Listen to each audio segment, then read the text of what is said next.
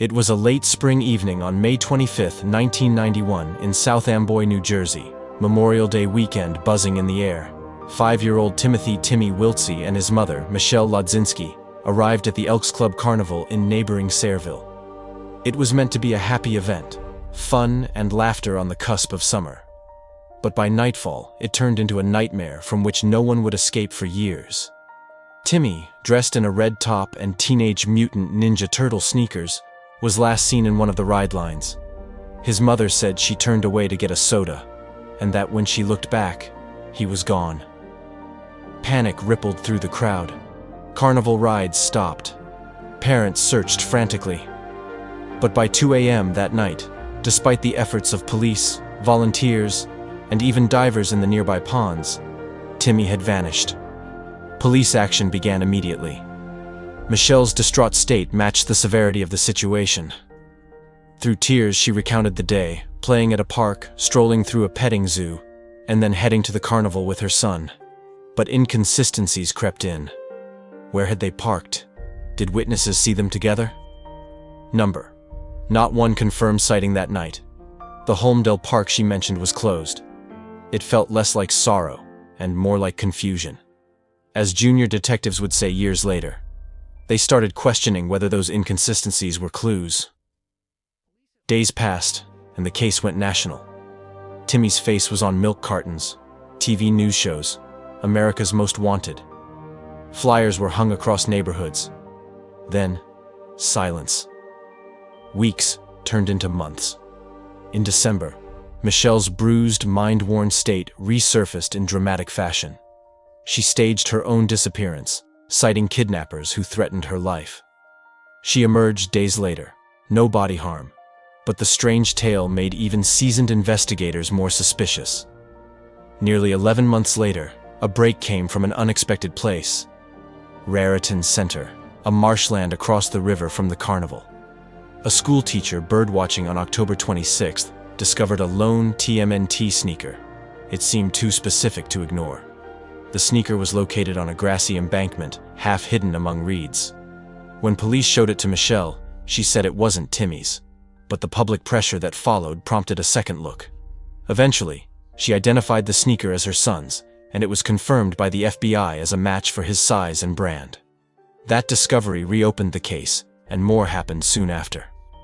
In April 1992, local marshland workers found skeletal remains in that same area. Twigs, bones, a blue blanket, timely details almost too cinematic to grasp.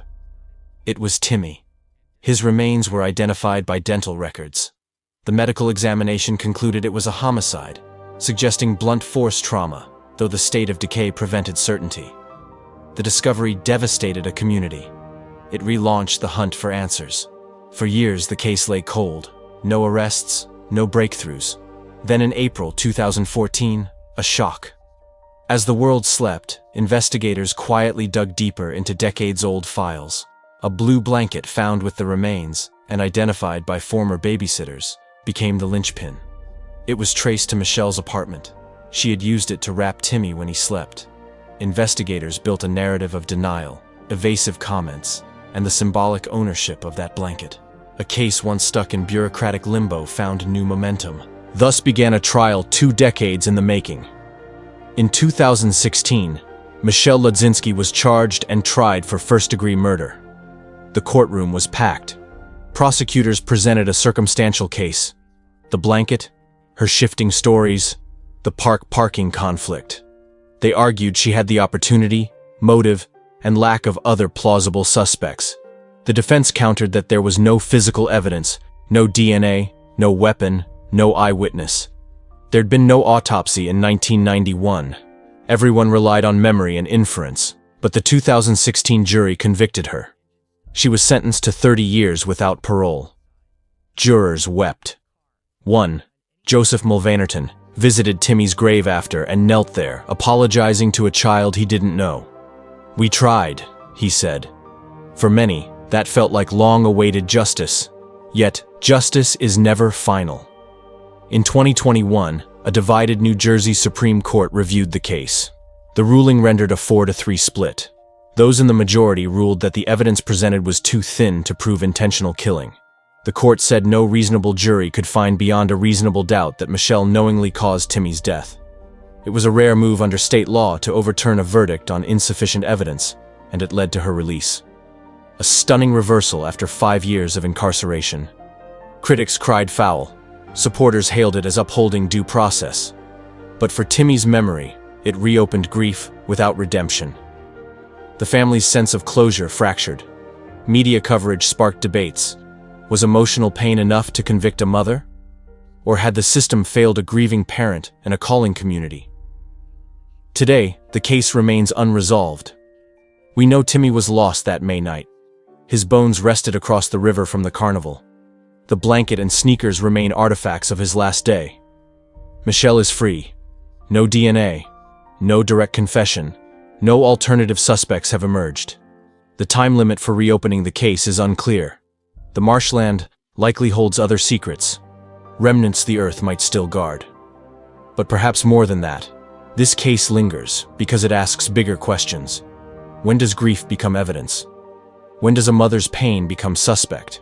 And how do we balance empathy with skepticism in the courthouse of loss? Maybe someone somewhere knows more. Maybe a witness remains silent, fearing law enforcement or lenses. Maybe memories still shift with time, and with new viewers inspired by documentaries or media to come forward. Maybe there will one day be an epilogue not about law, but about truth. Until then, Timothy Wiltsey's story remains a cold case, warmed only by the love the community and his mother continue to give him in absence. Love that clings to a blue blanket, a red shirt, and a carnival night that turned his laughter into silence.